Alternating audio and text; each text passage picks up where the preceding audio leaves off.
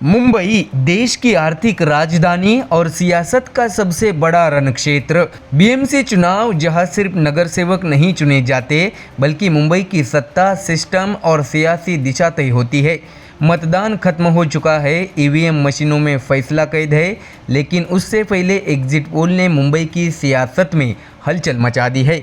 करीब 2 दशक बाद एक साथ आए उद्धव ठाकरे और राज ठाकरे मराठी अस्मिता के नाम पर बड़ा दाव खेले बैठे थे, तो वही दूसरी तरफ देवेंद्र फडणवीस और एकनाथ शिंदे की जोड़ी स्थिरता और विकास के नैरेटिव के साथ मैदान में उतरी। अब सवाल ये है, क्या ठाकरे ब्रदर्स की एकजुटता बीजेपी शिवसेना गठबंधन को चुनौती दे पाई, या फिर उत्तर भारतीय प्रवासी और मराठा वोटों का रुझान महायुति के पक्ष में जाकर बीएमसी की सत्ता की तस्वीर पहले ही साफ कर चुका है। एग्जिट पोल के आंकड़े बीजेपी शिवसेना गठबंधन को स्पष्ट और निर्णायक बढ़त दिखा रहे हैं, जबकि कांग्रेस और ठाकरे ब्रदर्स को झटका लगता नजर आ रहा है।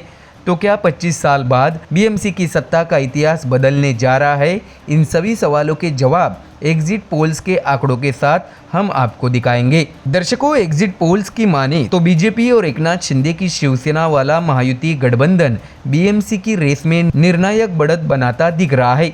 वही करीब 20 साल बाद एक मंच पर आए उद्धव ठाकरे और राज ठाकरे की जोड़ी मतदाताओं को पूरी तरह साध पाने में नाकाम नजर आ रही है। बता दें कि इस चुनाव की सबसे अहम कड़ी रहे मुंबई में रहने वाले उत्तर और दक्षिण भारत से आए प्रवासी मतदाता। एग्जिट पोल्स के मुताबिक उत्तर भारतीय वोटर्स का बड़ा हिस्सा बीजेपी शिवसेना गठबंधन के पक्ष में गया। इसका कारण भी साफ है, स्थिर सरकार, इंफ्रास्ट्रक्चर का नैरेटिव और फडणवीस शिंदे की जोड़ी पर भरोसा। यही नहीं, मराठा समुदाय का भी बड़ा वर्ग महायुति की तरफ झुकता दिखा है। ऐसे में दर्शकों, मराठी और मुस्लिम वोटों की लड़ाई में ठाकरे ब्रदर्स पिछड़ते नजर आ रहे हैं। उद्धव और राज ठाकरे ने मराठी अस्मिता को केंद्र में रखकर सियासी वापसी की कोशिश की, लेकिन एग्जिट पोल्स के संकेत दे रहे हैं कि मराठी वोट पूरी तरह एकजुट नहीं हो सका। मुस्लिम वोट बैंक भी शिवसेना, यूबीटी और मनसे गठबंधन के पक्ष में पूरी तरह ट्रांसफर होता नहीं दिखा। नतीजा ये दिख रहा है, जो प्रयोग सियासी गेम चेंजर माना जा रहा था, वही प्रयोग अधूरा साबित होता दिख रहा है। ऐसे में दर्शकों, एग्जिट पोल्स क्या कहते हैं, आइए जानते हैं। सबसे पहले बात जेवीसी एग्जिट पोल की। बीजेपी शिवसेना गठबंधन को यहाँ 138 सीटें, शिवसेना यूबीटी गठबंधन को 59 सीटें, कांग्रेस गठबंधन को 23 सीटें और अन्य को 7 सीटें दिखाई दे रही है। यानी बहुमत से महायुति गठबंधन काफ़ी आगे दिख रहा है। तो वही एक्सिस माई इंडिया का अनुमान भी लगभग यही कहानी कहता है। बीजेपी प्लस 131 से 151 सीटें, यूबीटी प्लस 58 से 68 सीटें, कांग्रेस गठबंधन 12 से 16 सीटें।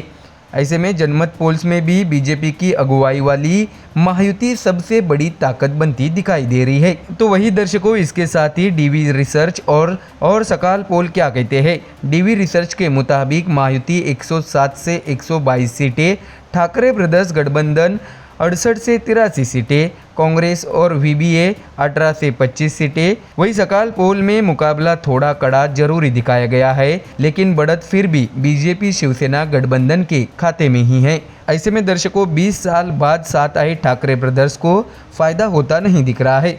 राजनीतिक जानकारों का कहना है कि उद्धव राज की दोस्ती भावनात्मक तौर पर मजबूत रही, लेकिन चुनावी गणित में वोट ट्रांसफर उतना असरदार नहीं रहा। जहां उद्धव ठाकरे की शिवसेना यूबीटी 160 से ज़्यादा वार्डों में उतरी, वही मनसे ने 53 सीटों पर किस्मत आजमाई। लेकिन एग्जिट पोल्स के संकेत दे रहे हैं कि यह जोड़ी चुनावी गुना में तब्दील नहीं हो सका। तो वही दर्शकों, इस बार कांग्रेस ने एमवीए से अलग होकर वंचित बहुजन आघाड़ी के साथ चुनाव लड़ा, लेकिन नतीजा यही दिख रहा है कि मुंबई की सियासत में कांग्रेस अभी भी हाशिए पर ही बनी हुई है। ऐसे में दर्शकों, 227 वार्डों वाली बीएमसी में मेयर की कुर्सी के लिए 114 सीटें चाहिए। एग्जिट पोल्स के मुताबिक महायुति यह आंकड़ा आराम से पार करती दिख रही है। ऐसे में सवाल बस एक है, क्या एग्जिट पोल्स ग्राउंड रियलिटी में बदलेंगे या फिर मुंबई कोई सियासी सरप्राइज देने वाली है? इसका जवाब मिलेगा हमको 16 जनवरी सुबह 10 बजे से, जब शुरू होगी वोटों की गिनती। तो दर्शकों, फिलहाल इस खबर में इतना ही। देश और दुनिया की बाकी और खबरें जानने के लिए जुड़े रहिए हमारे चैनल MDR न्यूज़ के साथ। धन्यवाद।